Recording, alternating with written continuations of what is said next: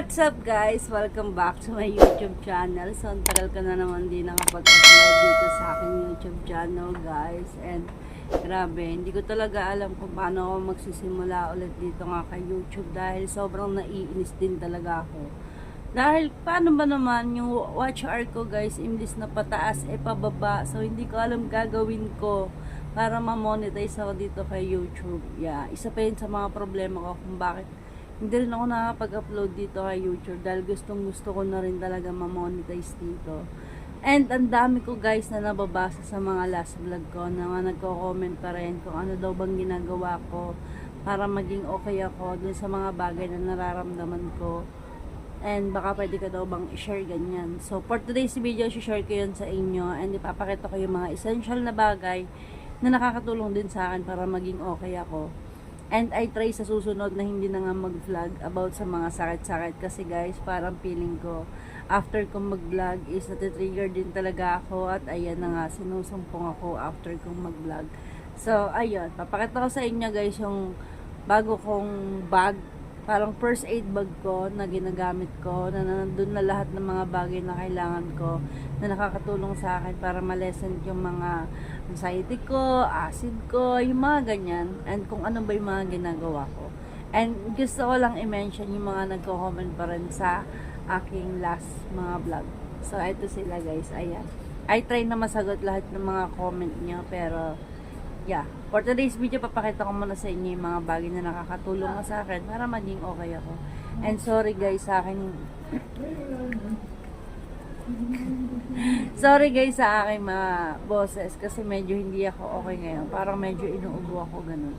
Kasi sa panahon din, lamig-init. So, nakaka-trigger din siya para sa atin na may mga acid reflux, GERD, ganyan. Diba? Trigger tayo sa mga ganun. Parang feeling natin lagi tayo magkakasakit, mga ganyan.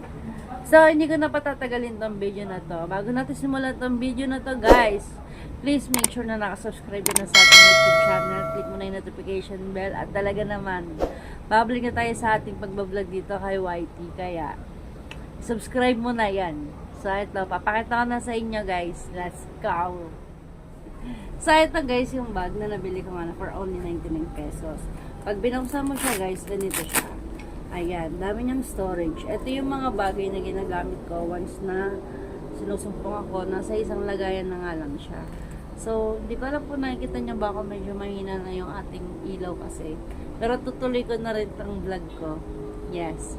Kasi na-miss ko mag-vlog. Yes. So, dito muna tayo guys. Dito tayo sa taas. So, pakita ko sa inyo kung ano meron dito. So, hindi ko alam kung paano ko ito bibit-bitin. Ayan.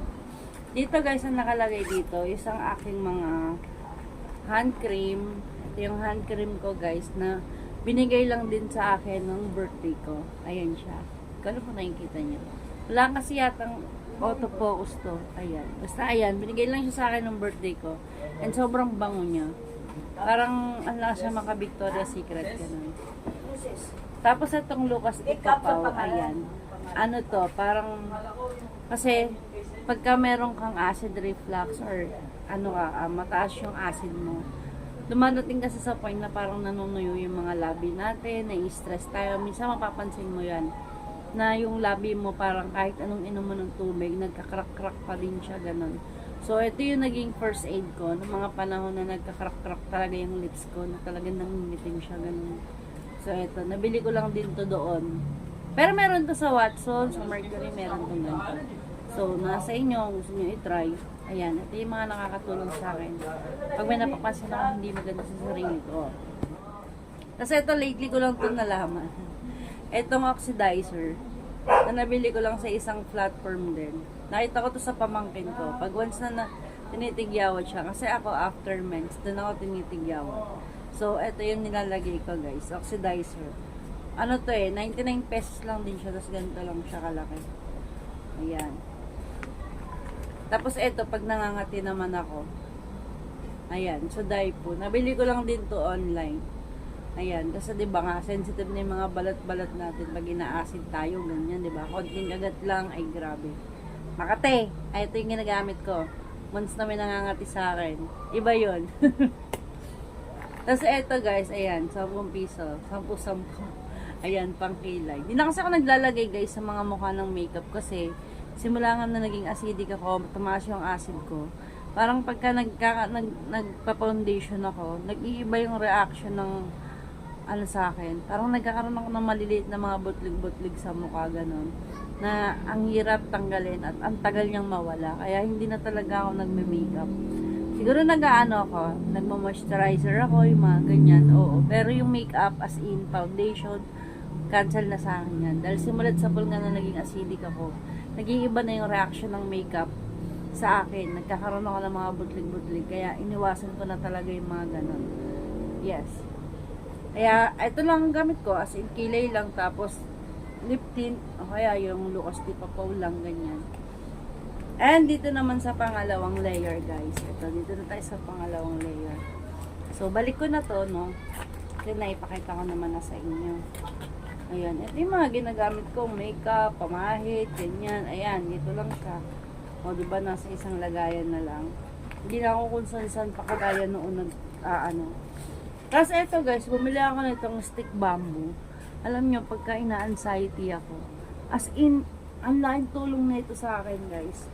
Pag ina-anxiety ako, tapos meron ako na halimbawa langis o kaya epicacent oil. Irarab ko lang sa kamay ko. Tapos, pag ina-anxiety ako, ganyan-ganyan lang ako. Parang minamassage niya kasi ako. Minamassage niya yung kamay ko. Nare-relax ako and maya-maya nagiging okay na ako. So, malaking tulong din to and nabili ko lang din to online. Ayan, ganyan-ganyan lang siya. Ang laking tulong nito para sa akin. Parang nare-relax niya rin ako and as in talagang nalilibang ako. So, hindi nakapokus yung isip ko sa kung ano yung nararamdaman ko. Kasi parang, di ba, malaking tulong din kasi yung massage. Diba? Sa mga may anxiety dyan or mental health problem. So, mas nakaka-relax and nakakabawas ng stress pagka nagmamassage ka or nagpapamassage ka. Diba? So, eto, napakamura ko lang din ito nabili. Siguro wala pa tong 100 pesos. And talaga naman, napapasarap din ang tulog ko dito pagka once na nagaganyan ako, tas tulog ka, kinabukasan, parang feeling mo kompleto talaga yung tulog mo. Kasi ang sarap talaga sa pakiramdam guys. And eto, sa last vlog ko, sa mga last vlog ko, ay talaga namang ito ang bida. Ito ang bida. Itong press ko, guys. Ayan. Ayan, paubos na nga eh. Nakikita niyo ba? Paubos na. Ito talaga yung ginagamit ko once na nahihirapan ako makatulog. Talagang pinapahid ko lang siya dyan. Pinapahid ko dito, dito, dito. Tapos, mag-soft music ako or anxiety relief song. Ayun talaga yung mga nakakapagparelax sa akin. Pinapahid ko lang dito, dito, ganyan, ganon. And yung amoy niya talagang nakaka-relax. Kasi amoy na amoy mo talaga yung lavender niya. Ayan, amoy na amoy mo talaga yung lavender niya, ganyan. Pero nakakailan na ako nito. Nakakatatlo, apat na ako nito. So, talaga naman paborito ko to. At ayoko na talagang mawala to. Yeah. And eto, may basyo pa ako ng omeprazole. Hindi ko kasi alam kung ilang ml ba yun dapat kong inumin na nireseta sa akin. Kaya tinatabi ko siya. Yung reseta ko rin kasi is nawala. So, tinatabi ko na lang yung basyo para hindi ako mahirapan. Diba? Meron din siya ditong parang bag sa likod. May bulsa pa rin siya dito sa likod. Diba? Ang dami niyang storage. Ito yung mix. Nagaya ngayon na masama yung pakaramdam ko. Diba? Parang uubuhin ako, susupunin ako. So, malaking tulong din tong mix na to. Diba? Yan, mga inhaler guys. Pagka mga bara, ayan yung mga nakakatulong sa atin. Mga ganyang bagay. And dito na tayo sa malaki guys. Papakita ko sa inyo ano yung meron dito. Ayan. Ayan, bumili ako nito guys. Ayan. Kasi diba, trigger ako sa mainit. So, pag lumalabas ako, ayan, parang nahihirapan ako huminga, ganyan. So, kailangan ko ng fan. Pero mas masarap tong gamitin guys once na nasa mall ka. Kasi nahihigop niya yung lamig ng mall at yun yung ilalabas niyang hangin sa'yo. Pag sa labas kasi, talagang grabe. Pag sa labas mo siya ginamit, mainit na nga. Tapos mainit mo pa, eh hindi mainit na yun lalabas sa pan mo. Hindi lalo mahirapan ka. Kaya mostly ginagamit ko lang to pagka sa mga mall ako, ganyan, naka-aircon. Basta ganon. Para hindi ako, nakaka-relax din kasi talaga pagka alam mong hindi mainit. Ewan ko, trigger kasi ako sa mainit. Kaya, ayun, nainganyo rin akong bumili ng ganito. Yeah, online lang din to nabili. Lahat naman ng bagay na meron ako, puro online lang. And eto, na-vlog ko na rin to. Na gusto ko rin tong Thai inhaler na to dahil nakatulong siya sa akin. Vertigo, mga hilo, sakit sa ulo, ayan. Ito ay inhaler ng Thailand na talaga namang gusto ko yung amoy nito, guys. Talagang pag nasa biyahe ka, amoy mo lang to, alingaso na nga to, pag binuksan mo Talagang ang ganda. Laking tulong din. At talagang tumatagal yung amoy nito, guys, dito sa bote na to ng 8 to 7 months, ganun. And eto, guys, nakakatulong din talaga to sa akin, lalo na tuwing umaga. Ito mga to is na-vlog ko na to sa ibang mga content ko na pinakita ko rin naman sa inyo na malaking tulong din talaga sa akin to. Ito yung mga nakakapagpalescent na mga anxiety ko, acid ko, ayan. Tuwing umaga, iniinom ko to nang walang laman yung tiyan ko. And ang lasa lang naman nito is parang juice. Ganon. Yes. And talaga naman makakabili ka rin nito sa Mercury or Watson. Pero online ko siya binili. Ewan ko. Ayan, ito siya, guys. Ayan. Ayan, nakalagay. Zen Aid. Ayan. Lalagay ko lahat yung mga link nito, guys, dyan sa ating description box. Para na kayo pag-aralan nyo na lang kung tingin yung okay din sa inyo. And hindi mawawala sa atin ng efficacent oil. Kasi nga, hindi na tayo pabata. Diba? Alam mo yung feeling mo bata ka pa, pero yung katawan mo, ang dami ng nararamdaman. Parang hindi sila nagtutugma. Ganon. Hindi sila magkasundo.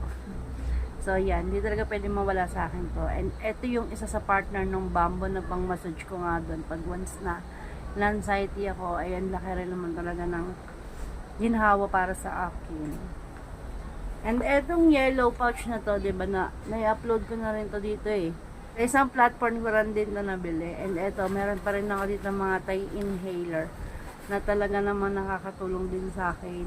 Ayan, mahilig talaga ako sa mga inhaler Yun kasi talaga yung mga nakapagpakalma sa akin once na minaamoy ako mga bagay-bagay na alam kong so relaxing, ganon. Alam mo yun. Rehydrator. Para hindi ako ma-dehydrate, ganyan. Kasi na dengue ako, ito yung mga nareseta sa akin. So, ito yung mga bagay na naitatabi ko, na remembrance ng mga panahon na dengue ako at na-hospital ako. Yan. Pero tingin ko naman kasi magagamit ko rin to. Halimbawa, nanghihina ka, gano'n. Hindi ka malakas magtubig. Pwede mo siyang ihalo sa tubig and inumin mo. Nakakatulong to para kahit paano. Hindi ka manlata, hindi ka manghina, yung mga ganyan. So, tinatabi ko siya. And marami pa akong ganyan.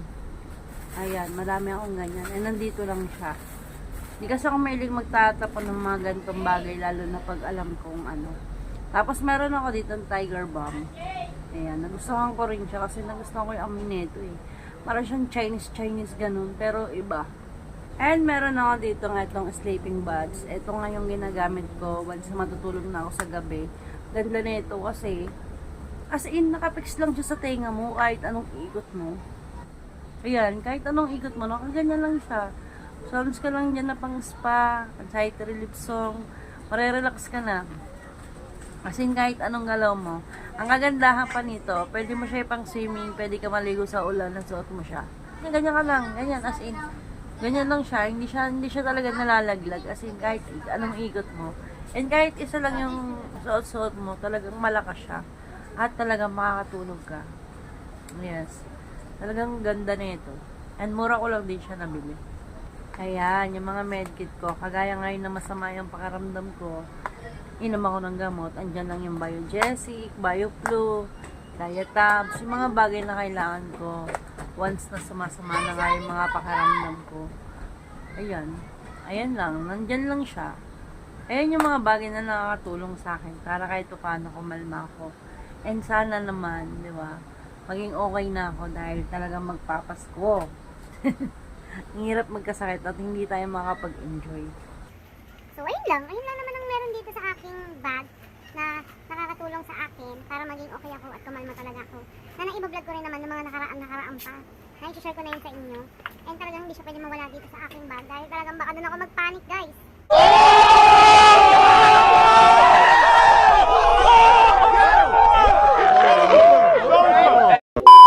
Meron pa rin siya dito sa harapan na storage. At dito naman nakalagay ang aking mga antacid.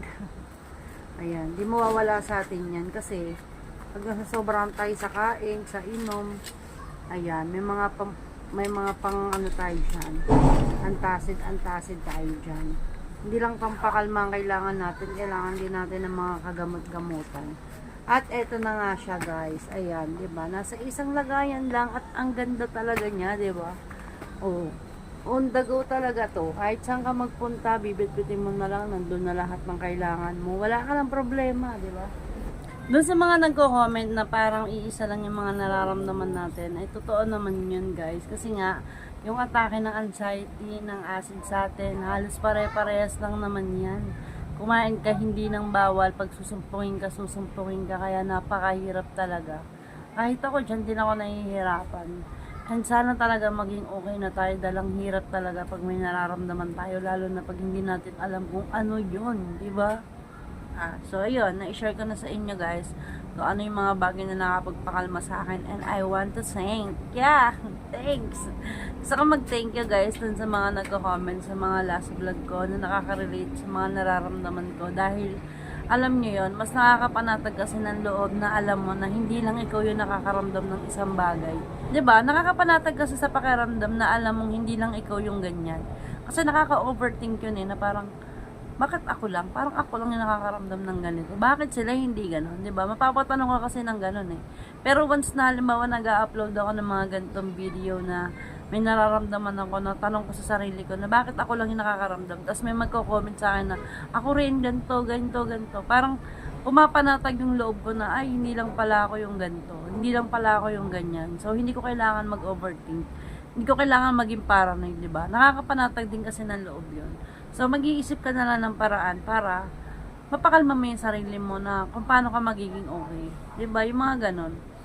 Ito na nga yung mga nagko-comment dyan. Thank you sa inyo. And hope you like this video guys. Sana nakatulong to. And kung gusto nyo nga itry yung mga bagay na meron ako na naipakita ko sa inyo, andyan lahat yung mga link nyan. Dyan sa description box. Kung gusto nyo itry nyo. Pero nasa inyo pa rin naman yun. Wala namang mawawala kung susubukan nyo. Yes. Hope you like this video guys. Please don't forget to like, share, subscribe, and click mo na yung notification bell para lagi kang updated sa mga ilalabas sa ating mga bagong video.